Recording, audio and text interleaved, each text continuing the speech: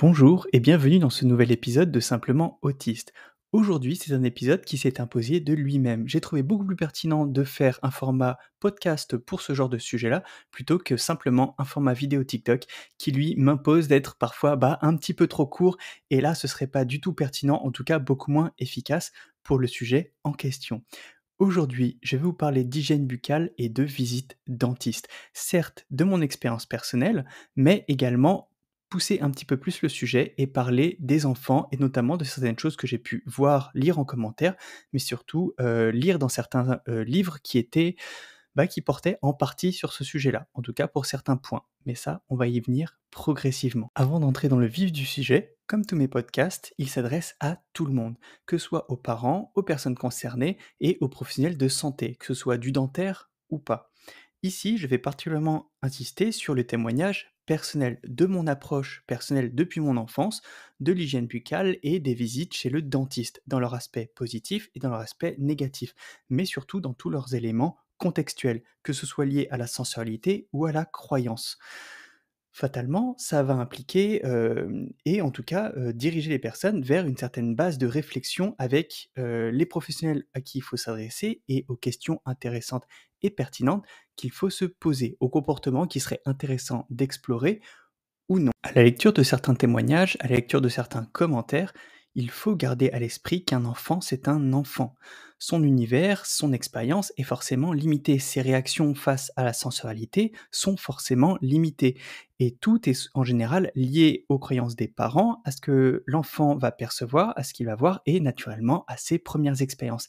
Et ça va être extrêmement important. Sans plus attendre, je vais commencer et débuter par mon expérience personnelle, car ça me semble plutôt intéressant et plutôt pertinent de commencer par ça pour pouvoir poser une certaine base et pour pouvoir justement expliquer l'approche que j'ai vis-à-vis de ce genre de domaine et vous apporter peut-être quelques éléments d'approche, quelques éléments de réponse, bref, un biais d'approche qui peut être intéressant. En ce qui concerne mon expérience personnelle, il me semble important et primordial de préciser en avant-propos que j'ai un trouble de l'oralité alimentaire, mais un trouble de la réalité d'une manière beaucoup plus générale, avec une hypersensibilité au niveau tactile, hyposensibilité de manière conjointe, mais dans la bouche, c'est toujours extrêmement sensible à la chaleur, extrêmement sensible à la douleur, extrêmement sensible quoi qu'il arrive. Durant mon enfance, très tôt, j'ai commencé à me brosser les dents de manière presque normale, sans trop de résistance parce que, biais ou des formations professionnelles de ma mère, elle avait une approche qui était plutôt bonne. On avait le choix de nos brosses à dents, on avait le choix de nos dentifrices et on devait juste se brosser les dents tout seul, avec une aide au début, avec vérification ou non, mais en tout cas, on a eu une certaine autonomie à ce niveau-là ou une certaine valorisation dans tous les cas et ça, c'était valable avec ma mère. Avec mon père, donc du côté paternel, il y a plutôt eu malheureusement une énorme négligence qui a causé des gros problèmes qui ont, amené une nécessité au niveau dentaire. Pour le contexte et expliquer un tout petit peu plus ça, ma mère, elle, travaillait énormément. Elle travaillait notamment de nuit pour pouvoir s'occuper de nous la journée avec l'école et ça, c'est important à retenir. Justement, au niveau, de l'hygiène dentaire, malheureusement, malgré une bonne hygiène, malgré une bonne alimentation, avec une limitation du sucré, j'ai développé des caries, beaucoup de caries, des premières, tout d'abord, que j'avais montrées justement au père et qui, lui s'en fichait complètement, mais qui malheureusement, après avoir contaminé, en priorité des dents de lait qui sont certes beaucoup plus fragiles, a contaminé des dents définitives et là, ça a été beaucoup plus problématique car toutes mes molaires, sans exception, ont été contaminées par négligence paternelle. Ça, c'est important parce que, malgré tout, j'avais une très bonne hygiène dentaire et le dentiste, j'étais plutôt curieux. J'ai toujours été, assez curieux vis-à-vis de mon anatomie et de mon fonctionnement et ça, c'est important à retenir parce que ça a quand même très clairement compensé mes troubles de l'oralité. Passé ces périodes de négligence et merci le divorce, l'hygiène dentaire et notamment les vérifications chez le dentiste ont été, très régulières, beaucoup plus régulières qu'elles l'étaient avant. Puisque, cette période dans laquelle il y a eu le développement des caries a été au final très courte. Ça s'est fait vraiment très vite, ce qui explique, les soucis et le mauvais, suivi au niveau dentaire. Malgré ça, même avant, même tout petit, les premières visites chez le dentiste étaient faites. étaient vérifiées et même ma mère elle-même vérifiait. Ce qui a permis de banaliser une certaine approche, d'outils de la bouche ou en tout cas une vérification de la bouche et ça, c'est très important à retenir. Une vérification précoce de la bouche par le parent et de manière banalisée avec explication et valorisation. Car il y a toujours, une certaine valorisation à ça. Le parent s'occupe de nous, on est récompensé après, donc il y a quand même un aspect positif, dans cette vérification et dans la banalisation de cette vérification. J'ai eu la chance, d'avoir majoritairement des dentistes qui étaient bienveillants, en tout cas qui faisaient correctement leur travail, qui allaient en douceur et qui expliquaient en même temps qu'ils travaillaient. Ça a énormément aidé et ça venait justement réparer un point qui était absolument essentiel. J'ai toujours beaucoup compensé dans la vie, surtout compensé pour la douleur. Dans la bouche, je suis extrêmement sensible à la douleur. Forcément, vous imaginez l'impact d'une carie, l'impact d'une dent qui va pas et même l'impact d'un aft tout simplement. En termes justement de douleur dans la bouche, le problème c'est que ces douleurs, l'inconfort tout simplement, qui va venir de mauvais plombage, qui va venir, d'une carie ou d'une simple inflammation de la gencive, peut m'empêcher parfois même de m'alimenter. Mes troubles de l'oralité alimentaire sont très en lien avec ma sensorialité et ça, c'est important à retenir. Mon oralité alimentaire n'est pas trop mécanique, un petit peu, mais pas trop. Elle va être très en lien avec, l'aspect tactile dans ma bouche et le moindre problème dentaire va poser des problèmes. Donc le dentiste, même si c'est un moment qui va être tout sauf un moment agréable, va être un moment qui va malgré tout apporter un bien-être après ce rendez-vous-là et donc repermettre de s'alimenter correctement, retrouver un certain confort dans la bouche et avoir une hygiène qui va être correcte. Forcément, en apparence, ça va compter et quand, on est attaché fatalement à son apparence dans la vraie vie, bah là, le dentiste, ça reste quand même assez important. Dans la vraie vie, j'ai du mal à choisir un nouveau dentiste. J'agis en général, par recommandation et celui que j'ai à l'heure actuelle, maintenant je fais quand même un certain nombre de kilomètres pour aller le voir, pas trop, genre une trentaine, mais j'ai le même depuis quelques années. Il est très bien, il gère correctement la douleur, mais il est aussi très à l'écoute. Il explique en même temps qu'il fait. Hier, lorsque j'ai eu mon rendez-vous, il était un peu en retard, ce qui a tendance à stresser, mais j'y allais en prévision, d'un plombage qui sautait. Quelque chose d'assez simple, d'assez basique et d'un inconfort au niveau de la gencive. Ce dentiste a aussi été celui qui a géré mon orthodontie, donc qui a fait la pose de mes bagues et les câbles et vous imaginez bien le niveau de douleur et de tension dans les bouches à ce moment-là. Ça a été une véritable épreuve. 1 an et demi, mais c'est passé. Ce dentiste va y aller en douceur. Il vérifie en amont, il écoute ce que l'on a à dire. Là, il a fait sauter le plombage avec un tout petit coup de crochet, donc c'était vraiment le bon moment pour y aller et il va expliquer ce qu'il va faire. Il explique, pendant qu'il fait et il explique après. Il demande si ça va, il est très, très à l'écoute et donc forcément, pouvoir s'abstenir et supporter avec un professionnel comme ça, c'est beaucoup plus simple qu'avec un qui se comporterait mal et qui, forcerait. J'ai eu la chance de n'être tombé qu'une seule fois sur un dentiste avec lequel ça s'est mal passé. Il n'était pas à l'écoute, il n'expliquait rien, il y a été, n'importe comment et ça a été un moment, véritablement traumatique. Mais, ça a été réparé par la suite, très prochainement. Ma mère a été très, très à l'écoute à ce moment-là et pour pouvoir désamorcer, ce traumatisme avec le parent, ça a été véritablement salutaire et ça a permis de régler les choses par la suite et ça, c'est très, très important à retenir. J'ai voulu faire ce podcast suite au nombre de commentaires que j'ai eu sur la story sur TikTok où j'évoquais mon rendez-vous dentiste et notamment de parents qui parlaient de leur enfant avec lesquels c'est complètement impossible ou extrêmement difficile et ça me peine énormément. Dans ces moments-là, il est impératif, il est extrêmement important de soit de se faire aider par des professionnels quand c'est possible ou en tout cas de se faire aider par des outils qui existent en ligne. J'ai vu des vidéos sur YouTube qui expliquent bien l'intérêt du brossage, hem, pour les enfants et l'intérêt du dentiste qui explique en détail comment ça va se passer, qui montre la bouche et cetera. Il faut considérer dans la situation d'un enfant, que cet enfant puisse communiquer ou non, que cet enfant soit extrêmement sensible dans la bouche ou non, qu'il faut, distinguer déjà la sensorialité et les croyances. Au niveau de la sensorialité, il va falloir faire attention et extrêmement attention au profil sensoriel, avec l'aide d'un ergothérapeute ou d'une psychomotricienne éventuellement pour pouvoir faire un profil sensoriel par sens. Ça va déjà permettre d'aiguiller un petit peu. En ce qui concerne les troubles de l'oralité alimentaire, là, ergothérapeute, neuropsy ou orthophoniste, puisque personnellement, c'est une orthophoniste qui m'a aidé pour le trouble de l'oralité alimentaire, ça va permettre d'outiller un petit peu, de poser les bonnes questions et d'essayer d'adapter. Au niveau de la sensorialité, c'est important de zoomer un petit peu dessus. Dans l'hygiène buccale et dans les rendez-vous dentistes, on va avoir du tactile, on va avoir de l'odeur, on va avoir du goût et on va avoir de la vue. Mais à cette sensorialité va se mêler la croyance et surtout va se mêler, soit ce que l'on croit initialement par, ce que vont transmettre les parents ou par comment va se passer le premier rendez-vous avec un professionnel. Si ça se passe mal, voire très mal, comme j'ai pu lire dans certains commentaires de professionnels qui forcent l'ouverture d'une bouche, là ça va pas du tout et en termes de croyances, en termes d'approche de l'hygiène buccale, c'est absolument catastrophique. Il convient effectivement que le parent intervienne à ce moment-là pour rassurer éventuellement ou complètement stopper le rendez-vous.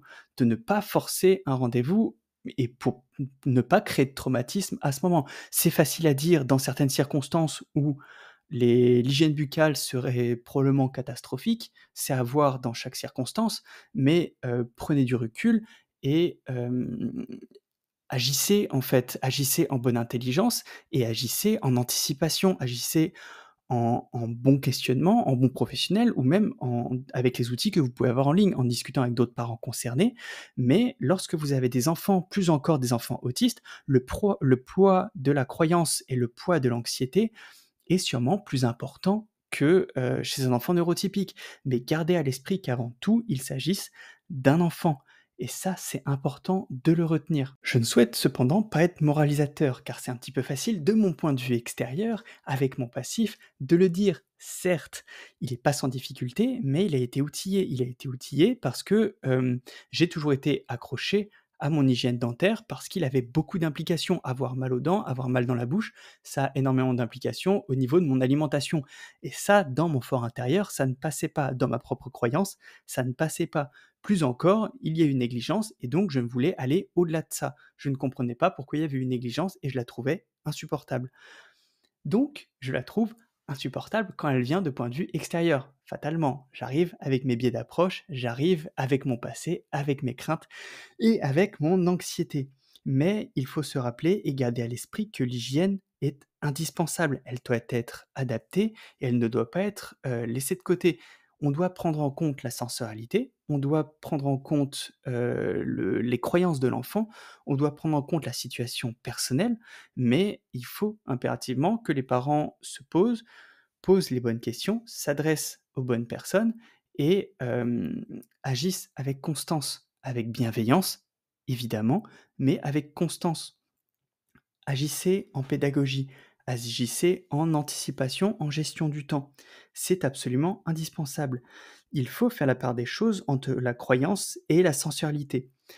Pour la sensorialité, vous avez, certains livres qui vont être très bien adaptés dessus. Justement, j'ai pu lire un livre qui s'appelle «L'éveil des sens», chez les enfants de 0 à 10 ans, qui sont «Stimuler son développement et sa découverte du monde», des éditions qui vont être, Mardaga, merci la dyslexie, mais qui vont donner quelques pistes. C'est un livre pour moi qui est bon, qui est un petit peu qui est très succinct, mais par contre qui peut donner des pistes. Je vous lirai un extrait juste après qui est plutôt intéressant, mais qui donne des pistes. En matière de sensorialité, là, ça donne quelques trucs. Il faut faire un bilan sensoriel. Pour les croyances, là, il va falloir discuter, il va falloir communiquer avec l'enfant et désamorcer les peurs, désamorcer les craintes. Essayer de savoir pourquoi ça pose problème. Il y avait un exemple dans un livre qui parlait de la pensée autistique et qui parlait de l'importance du contexte. Il s'agissait d'un enfant qui avait des gros problèmes avec le dentiste, qui avait peur d'un appareil dentaire, qui ne supportait pas qu'on mette une brosse à dents dans sa bouche ou qu'on mette quoi que ce soit dans sa bouche. On pensait tout simplement: «Il est autiste, il a des problèmes sensoriels, donc il refuse». Alors qu'en fait, en discutant un petit peu avec cet enfant, la neuropsychologue s'est aperçue que l'enfant considérait que tout ce qui arrivait dans sa bouche était avalé. C'était un raccourci alimentaire. Dès qu'il mettait de l'aliment dans sa bouche, il l'avalait. Dès qu'il mettait quelque chose dans sa bouche, il l'avalait. Donc il avait peur d'avaler son appareil dentaire ou d'avaler quoi que ce soit d'autre. Et là, bah, il faut lui montrer avec des schémas, lui montrer avec des vidéos, lui montrer sur soi directement que, bah, non, la croyance est infondée. Le contexte portait vers cette direction-là une croyance. Il avait peur d'avaler son appareil dentaire. Et donc, dès que cette croyance est désamorcée, bah là, on peut mettre des outils en place pour que ça aille un petit peu mieux. On est dans de l'hygiène dentaire. Et ça peut être parfois le cas avec un dentifrice, ça peut être le cas avec une brosse à dents. Pourquoi cet enfant a peur de se brosser les dents? Pourquoi il ne supporte pas de se brosser les dents? Est-ce que c'est, le problème sensoriel, le niveau tactile qui est pas bon? Est-ce que la brosse à dents est trop dure? Est-ce que la brosse à dents est trop souple? Est-ce qu'elle est trop grosse? Est-ce que, il serait pas mieux d'avoir une adaptation au niveau du doigt avec une brosse à dents qui se mette sur le doigt pour que l'enfant, brosse ses dents lui-même avec son doigt? Donc ce serait du réflexe nauséeux qui pourrait être éventuellement maîtrisé, mais là, dans ces cas-là, on peut offrir de la maîtrise. Est-ce qu'avec une brosse à dents électrique qui vibre, on arriverait à, compenser un petit peu cette sensibilité au niveau dentaire?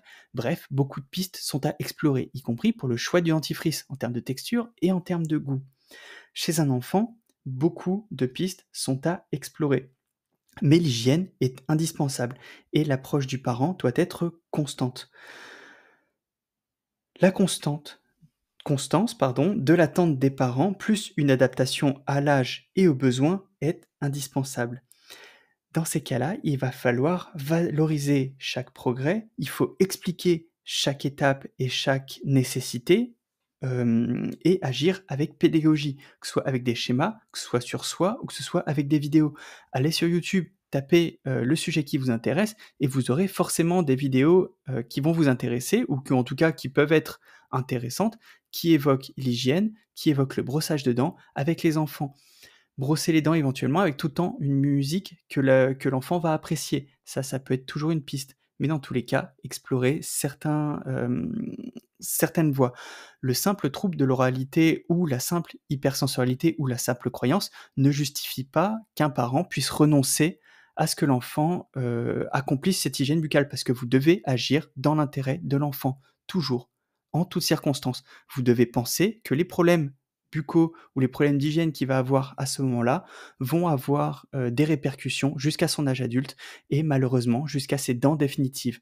Et ça posera des problèmes dans tous les domaines de sa vie, que ce soit au niveau social, que ce soit au niveau de son alimentation, que ce soit au niveau de sa propre hygiène et de sa propre santé. Et on arrive au moment où je vais faire un petit peu de lecture du livre dont je vous ai parlé juste un petit peu avant, qui est l'éveil des sens chez les enfants de 0 à 10 ans, stimuler son développement et sa découverte du monde.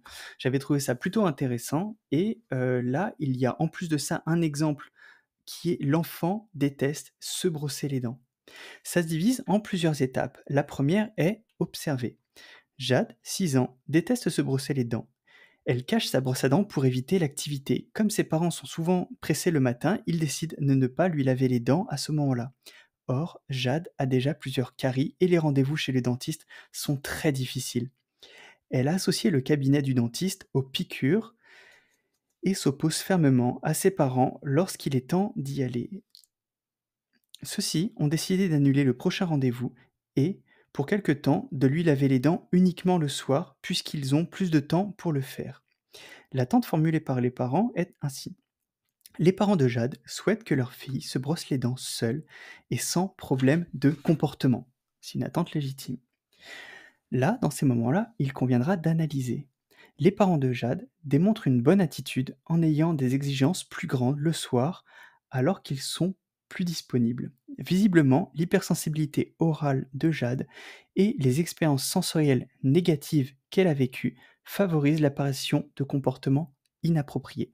Expérience négative à la maison et chez le dentiste. Dans ces cas-là, il conviendra d'agir. Et il faudra tout d'abord être constant. Les parents de Jade sont constants puisqu'ils exigent que leur fille se brosse les dents tous les soirs. Pourtant, ils devront réintégrer progressivement le brossage tous les matins, peu importe si Jade réussit à cacher ou non sa brosse à dents. Avoir des brosses à dents de substitution est une bonne façon d'y parvenir. Jade peut commencer à toucher légèrement ses dents, à croquer les poils de la brosse à dents avec ses molaires. Progressivement, ses parents doivent augmenter leur exigence pour qu'elle soit de la même tous les matins et tous les soirs. Une exigence qui va être progressive. Donc des attentes initiales, une exigence progressive. Il faut dans ces cas-là être prévisible. Il est important que la routine du brossage des dents soit bien établie et que Jade sache qui se chargera du brossage, elle ou ses parents. L'utilisation d'un petit sablier ou d'une musique aimée peut donner des indications sur le temps pendant lequel Jade ou ses parents doivent brosser ses dents. Selon l'outil préféré par l'enfant, il est aussi essentiel de lui expliquer la routine et les activités qui seront faites chez le dentiste. Par exemple, en allant observer son parent lors de son nettoyage dentaire. Il pourra mieux se préparer à son prochain rendez-vous et dans ces cas-là, anticiper. Il faut probablement offrir du contrôle. Habituellement, une enfant de 6 ans peut commencer à se brosser les dents seule, mais elle a besoin de supervision. La dextérité nécessaire pour effectuer un brossage efficace peut se comparer à la maîtrise de l'écriture en lettres attachées, habituellement acquise vers 7 ou 8 ans.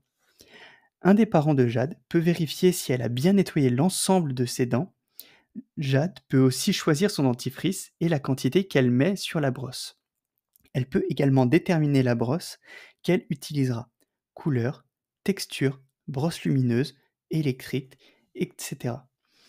Il va falloir graduer l'approche. La brosse à dents électrique est habituellement mieux tolérée par les enfants hypersensibles sur le plan tactile grâce à la vibration. Il peut être intéressant de l'essayer avec Jade et de noter comment elle réagit. L'odeur et le goût du dentifrice peuvent être modifiés. Et personnellement, je ferai une petite parenthèse et je préciserai également la texture. Fermeture de la parenthèse, il en existe des goûts très doux et fruités, banane ou poire pour les bébés, et d'autres plus prononcés à la menthe. L'essai de divers goûts permet à l'enfant de trouver celui qui lui convient. Si l'enfant réagit au goût et à l'odeur, il est possible de réduire la quantité de dentifrice sur la brosse afin de rendre le brossage tolérable tout en essayant de l'amener à accepter la quantité idéale pour son âge. L'action du brossage est toutefois plus importante que le dentifrice pour une bonne hygiène buccale. Et là, le livre précise qu'il faut combiner. Lors du rendez-vous chez le dentiste, on peut permettre à Jade d'apporter un objet rassurant et calmant, une balle anti-stress, une peluche, de la musique.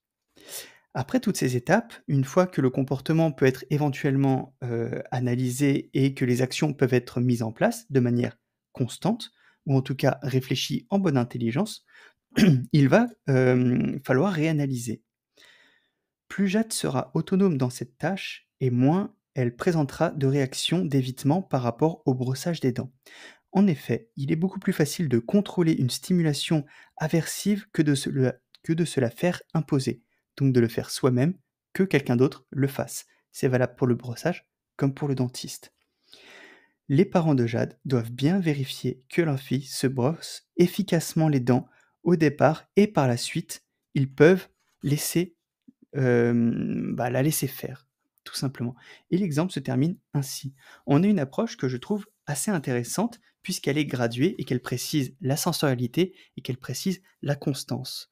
Elle précise également un point qui est essentiel, ce qui est l'impact d'un événement négatif sur la sensorialité. Une sensorialité avec un souvenir négatif sera forcément négative. Une sensorialité qui sera un peu compensée, ou en tout cas avec un aspect positif, sera beaucoup plus acceptable et beaucoup plus acceptée. Et ça, c'est important de le retenir. Ce livre est assez intéressant, il apporte une approche qui est certes un petit peu basique, mais qui est basée sur des événements concrets et des exemples concrets de la part d'ergothérapeutes et ça, c'est intéressant. Dans tous les cas, un parent doit se faire assister par des professionnels s'il n'arrive pas à gérer tout seul et surtout dans des cas extrêmes, lorsqu'il y a développement, de caries extrême, lorsqu'il y a opposition complète au dentiste, lorsqu'il y a, opposition complète au brossage de dents. l'hygiène buccale est un indispensable. Et si vous tombez sur un professionnel qui est complètement négatif et qui force l'ouverture d'une bouche, stoppez l'expérience. L'intervention du parent peut venir compenser ou en tout cas aider à rectifier le tir par la suite. Mais dans ces cas-là, stoppez le rendez-vous. Ça me semble important.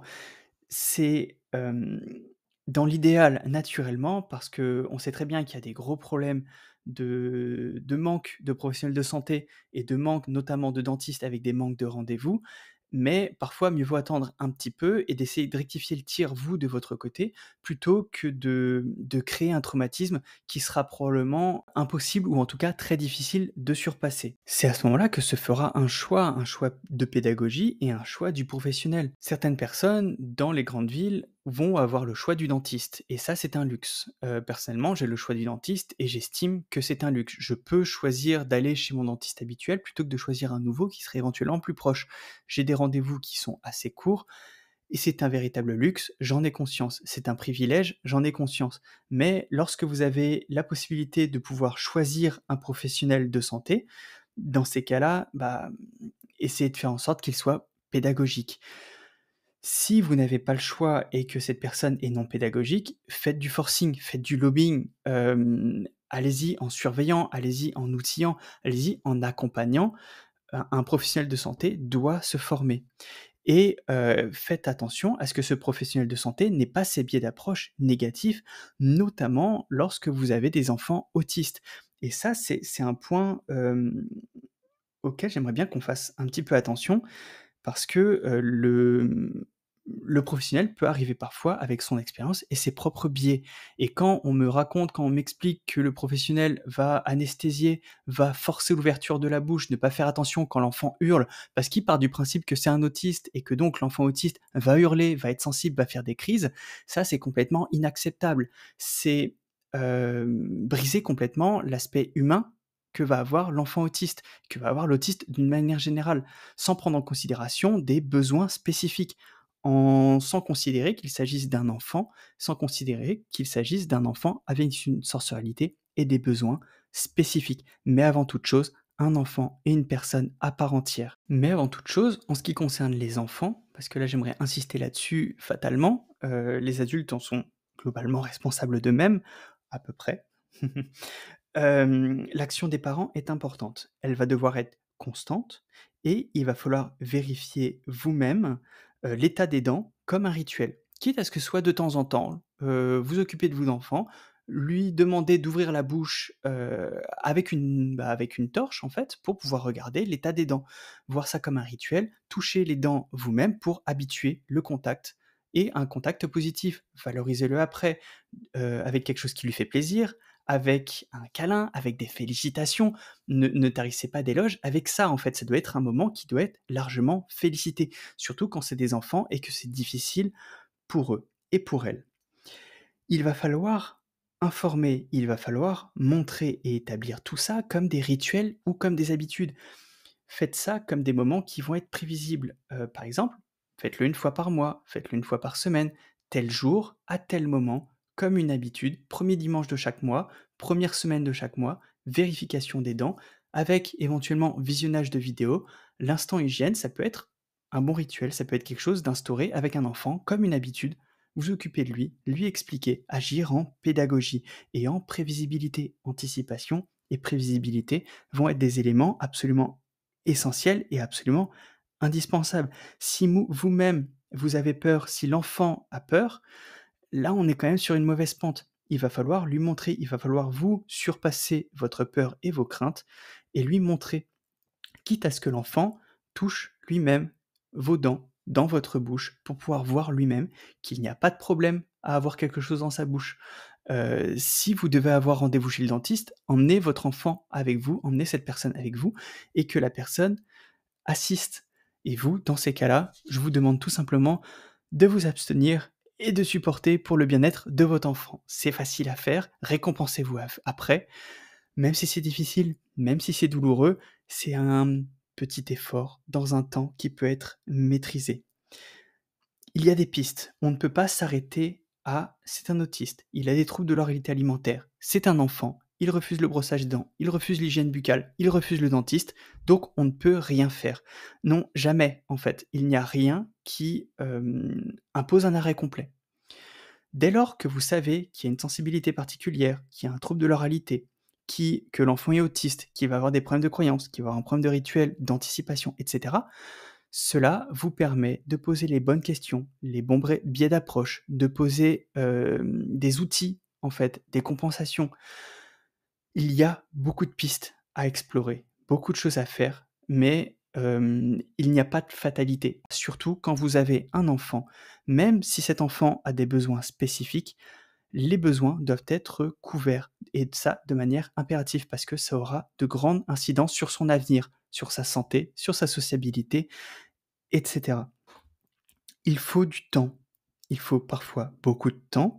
Les efforts et la mise en place de certains aspects, certains points peuvent être très longs, mais c'est absolument nécessaire et il va surtout falloir de la constance et ça, c'est le point qui est sûrement le plus difficile pour les neurotypiques. Il faut que ce soit toujours fait de la même manière. C'est un indispensable chez les autistes. Ce n'est pas un problème de comportement, c'est un indispensable et ça permet parfois de résoudre certains comportements, certains problèmes qui peuvent avoir des conséquences qui sont parfois, désastreuses et c'est aux conséquences de ces comportements que vous devez vous intéresser. Pas à son aspect acceptabilité sociale, mais, à ses conséquences sur soi ou en tout cas sur cette personne. Il y a certaines questions qui s'imposent, malheureusement et j'ai donné une toute petite indication avant, le biais d'approche du professionnel et c'est là-dessus que je terminerai. Il faut quand même se poser la question de savoir si, les professionnels qui agissent parfois en brutalité, je ne pense pas qu'il y ait d'autres mots, partent du principe que c'est un autiste, donc on peut faire ainsi. Problèmes psychiatriques, problèmes psychologiques, pathologies, leurs biais d'approche peuvent être parfois assez violents et très, très, très retardés, dignes souvent des années 50. Mais il faut agir en pédagogie avec le professionnel et se demander si le pro ne considère pas que l'autiste, doit être traité comme un autiste dans les années 50, dans les pires moments de l'histoire. C'est dur de se poser cette question, mais parfois il est probablement important de se poser la question. Cette question-là de purement validiste. Qu'un autiste ne serait qu'un demi-humain, qu'un autiste ne serait pas tout à fait un enfant, un enfant autiste serait avant tout autiste et impliquerait l'autorisation de certains comportements qui sont inacceptables, comme l'ouverture forcée d'une bouche, le maintien forcé de l'ouverture d'une bouche et cela avant toute pédagogie. Et je terminerai là-dessus. C'était pour moi important de le faire en podcast plutôt que de le faire en vidéo, étant donné que TikTok m'impose de le faire de manière très courte, de le faire saccadé, d'arriver tout de suite en mots-clés, dessus. C'était un podcast peut-être un peu long parce que forcément je suis obligé de plonger dans ma mémoire en même temps et c'est parfois le problème de l'hypermnésie, mais ça, j'y reviendrai dans un épisode futur. N'hésitez pas à réagir, surtout sur ce type d'intervention. N'hésitez pas à commenter. N'hésitez pas à partager, c'est important, et surtout à le faire écouter, y compris aux professionnels de santé concernés. N'hésitez pas à m'écrire sur mon mail simplementadrien@gmail.com, à me suivre sur les réseaux comme c'est indiqué sur mon Linktree, donc que ce soit sur Instagram, pourquoi pas, ou sur mon compte TikTok, où je parle beaucoup d'autisme, de TDAH et surtout de sensorialité. Je vous dis à bientôt et passez une bonne journée et bon courage si vous avez un rendez-vous dentiste proche. Personnellement, c'était hier et j'ai encore mal, tout simplement.